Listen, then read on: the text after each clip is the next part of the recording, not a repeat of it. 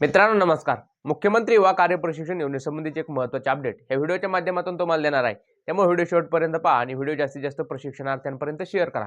मुख्यमंत्री युवा कार्य प्रशिक्षण योजनेतील प्रशिक्षणार्थ्यांचा कार्यकाळ संपलाय आणि या कार्यकाळात वाढ करण्यासाठी आपण अनेक आंदोलन केली, अमरण उपोषण केली, पण सरकारने त्याची पाहिजे तेवढ्या पद्धतीने पॉझिटिव्ह रित्या ते घेतलं नाही।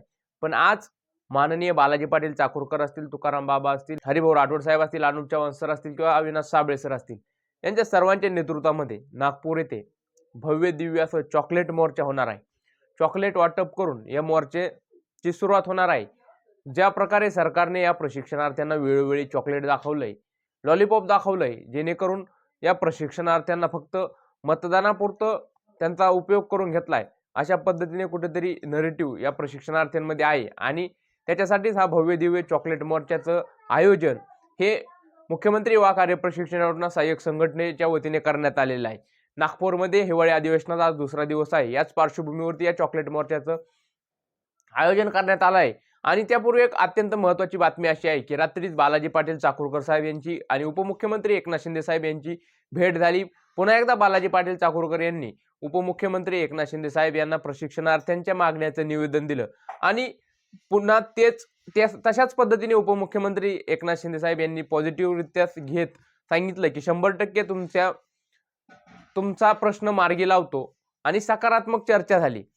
आता आज यावरती उपमुख्यमंत्री एकनाथ शिंदे काही भूमिका घेत आहेत का हे पाहणं तितकंच महत्त्वाचं ठरणार आहे, कारण हा मोर्चाला मोठ्या संख्येने प्रशिक्षणार्थी उपस्थित राहतील आणि या मोर्चाची दखल जर सरकारने घेतली तर नक्कीच कुठेतरी मुख्यमंत्री युवा कार्य प्रशिक्षण योजनेतील प्रशिक्षणार्थ्यांच्या ज्या मागण्या आहेत त्या मागण्या कशा पद्धतीने पूर्ण करता येतील याच्याकडे सरकार सकारात्मक रित्या घेईल। त्याबरोबरच काल एक पत्र संपूर्ण ग्रुपवरती फॉरवर्ड होत होतं, जे कौशल्य विभागाचे आयुक्त माळी साहेब आहेत यांनी निर्गमित केलेलं पत्र होतं। त्या पत्रामध्ये माननीय बालाजी पाटील चाकूरकर साहेब यांनी जे कौशल्य विभागाला पत्र दिलं होतं की ज्या आज मुंबई येथे चॉकलेट मोर्चा होणार आहे याचं जे निवेदन दिलं होतं त्या संबंधी आणि जे अनेक ज्या प्रशिक्षणार्थ्यांचे पेमेंट झालेले नाही त्या संबंधीचं ते पत्र होतं। तर त्यामध्ये असं स्पष्ट सांगण्यात आलं होतं की मुख्यमंत्री युवा कार्य प्रशिक्षण योजनेतील या प्रशिक्षणार्थ्यांना कुठेही कायमस्वरूपीचा रोजगार दिला जाणार नाही असं स्पष्ट सांगण्यात आलं होतं आणि यापुढेही यांच्या कार्यकाळात वाढ होणार नाही। त्याबरोबरच दुसरा मुद्दा त्यामध्ये असा होता की मुख्यमंत्री युवा कार्य प्रशिक्षण योजनेतील प्रशिक्षणार्थ्यांचे जे रखडलेले पेमेंट आहेत ते पेमेंट लवकरात लवकर होतील, त्यासाठी संपूर्ण जी प्रोसेस आहे ती करण्यात आलेली आहे आणि लवकरात लवकर प्रशिक्षणार्थ्यांच्या अकाउंटमध्ये त्यांची पेमेंट जमा होतील। त्यानंतर लातूर जिल्ह्यामध्ये अनेक ठिकाणी प्रशिक्षणार्थ्यांचे पेमेंट सुद्धा झालेले आहेत। आता जे राहिलेले पेमेंट आहेत ते लवकरात लवकर होतील अशीच माहिती मिळते। त्याबरोबरच आज हिवाळी अधिवेशनाचा दुसरा दिवस असल्यामुळे आज लक्षवेधीमध्ये कोणते आमदार मुख्यमंत्री युवा कार्य प्रशिक्षण योजनेतील या प्रशिक्षणार्थ्यांचा मुद्दा उपस्थित करतायत हे पाहणं तितकंच महत्त्वाचं ठरणार आहे, कारण जितके जास्त प्रमाणात आमदार हा लक्षवेधीमध्ये मुद्दा उपस्थित करतील तेवढंच प्रमाणात या मुद्द्याकडे सर्वांचं लक्ष वेधलं जाईल। सध्या या अधिवेशनामध्ये दोन्ही सभागृहात विरोधी पक्ष नेता नाही, त्यामुळे विरोधी पक्षाची बाजू ठोसपणे मांडण्यासाठी विरोधी पक्ष नेता नसल्यामुळे कुठेतरी विरोधी पक्षाची सुद्धा अडचण होते। त्यामुळे आता विरोधातले आमदार सुद्धा बरेच आपल्या बाजूने आहेत आणि सत्तेतील बरेच आमदार ते सुद्धा आपला प्रश्न सभागृहात उपस्थित करतो असं म्हणलेले आहेत। त्यामुळे आता कोणते आमदार या मुख्यमंत्री युवा कार्य प्रशिक्षण योजनेतील प्रशिक्षणार्थ्यांचा मुद्दा उपस्थित करतात हे पाहणं खूप महत्त्वाचं ठरणार आहे।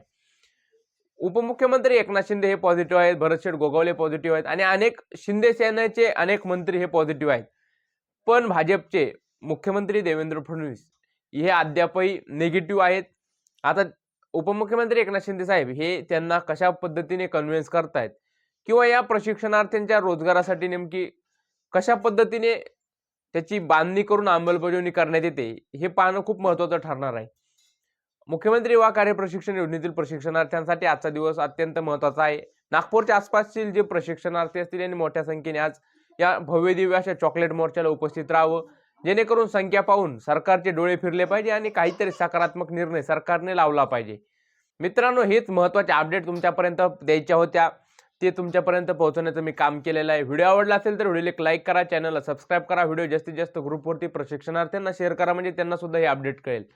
मला इंस्टाग्रामवर फॉलो केलं नसेल तर निलेश बडे पेजला इंस्टाग्रामवरती सुद्धा फॉलो करा। भेटू नवीन अपडेट्ससह नवीन व्हिडिओमध्ये, तोपर्यंत धन्यवाद।